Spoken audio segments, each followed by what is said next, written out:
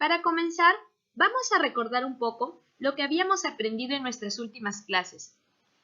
¿Qué es la célula? La célula es la parte más pequeña de un ser vivo y es capaz de realizar todas sus funciones vitales. Por ejemplo, nutrición, respiración, reproducción, etc. Es decir, así como una casa está hecha de ladrillos, los seres vivos estamos hechos de pequeñísimas partes vivas llamadas células. Pero estas son tan pequeñas que solo podemos verlas con ayuda de un microscopio, como vemos en la imagen. ¿Pero cómo se descubrió la célula? Se dice que las primeras células que hubo sobre la Tierra aparecieron hace millones de años, pero fue recién en el siglo XVII cuando el hombre pudo verlas, gracias a la invención del microscopio. Entonces, ¿fueron los dinosaurios los primeros seres vivos en existir sobre la Tierra? La respuesta es no. Los primeros seres vivos en existir fueron células.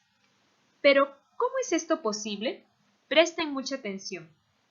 En un principio, cuando se formó nuestro planeta, no existían los seres vivos, ya que la temperatura era tan caliente que hacía imposible la existencia de alguna forma de vida.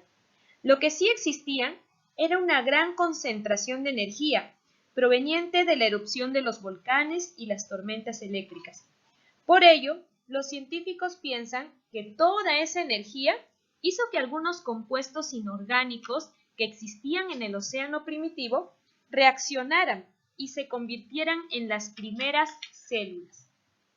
Con el pasar del tiempo, estas células fueron evolucionando y se convirtieron en todos los seres vivos que han poblado la Tierra. Ya sabemos que la célula existió desde hace millones de años, incluso mucho antes que nosotros. ¿Pero quién descubrió la célula? La célula fue descubierta por un científico inglés llamado Robert Hooke en el año de 1665. El descubrimiento se produjo cuando Hooke analizaba una lámina de corcho en un microscopio. En el corcho fueron observados unos compartimientos diminutos a los cuales Hooke les dio el nombre de células. Partes de la célula. La célula está formada por 4 partes importantes. En primer lugar está la membrana celular, que es la cubierta protectora de la célula. Permite la entrada y salida de sustancias hacia la célula.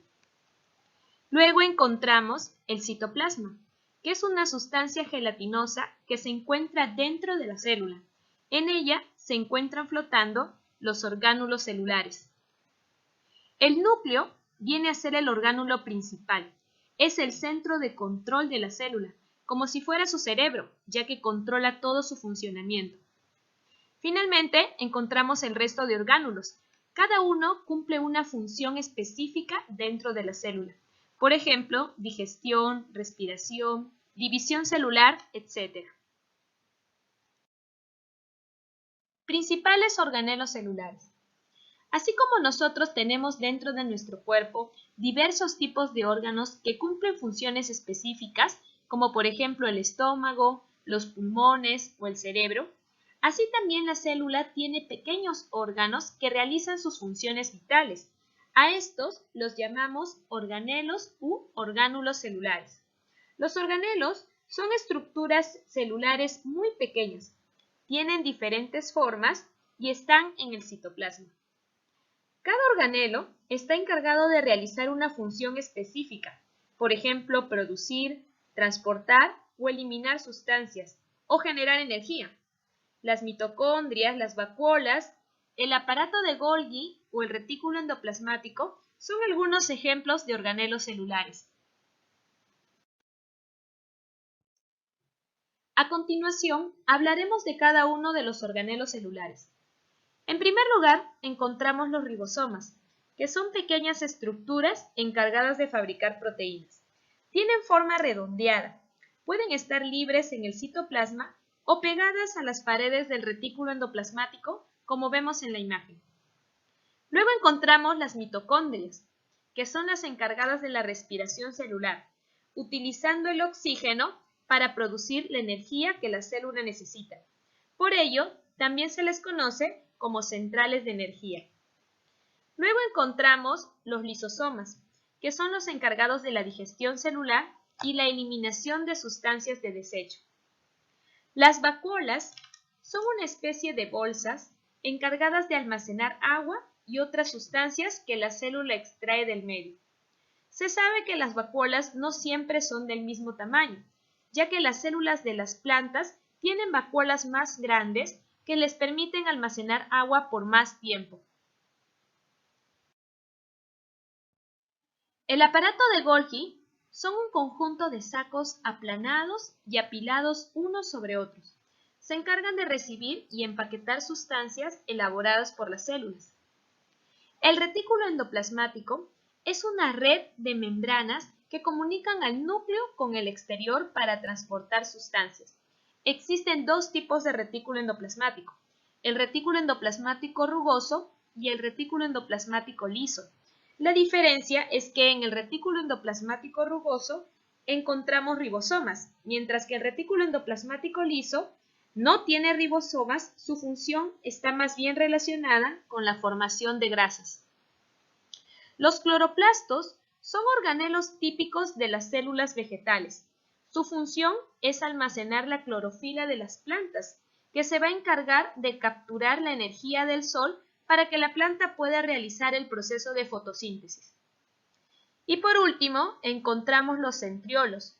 Son delgados cilindros huecos encargados de la división celular. Este organelo es propio de las células de los animales. Tipos de células. Existen muchas formas de clasificar las células. Nosotros vamos a clasificar las células según su estructura y según su origen. Según su estructura, las células se clasifican en dos, procariotas y eucariotas. Las células procariotas fueron las primeras en existir. Son células simples, poco evolucionadas, que carecen de membrana nuclear y de organelos básicos. Quiere decir que su ADN se encuentra distribuido por todo el citoplasma. Las bacterias son ejemplos de células procariotas. Por otro lado, las células eucariotas son lo contrario. Son células más evolucionadas, más complejas. Se podría decir que son una evolución de las células procariotas.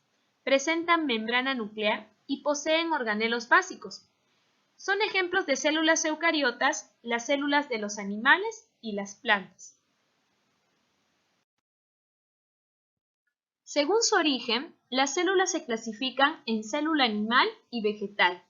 En realidad, ambas células son muy similares, ya que contienen prácticamente los mismos organelos, pero existen ciertos organelos que los diferencian. Por ejemplo, en la célula animal encontramos los centriolos, que son organelos encargados de la división celular.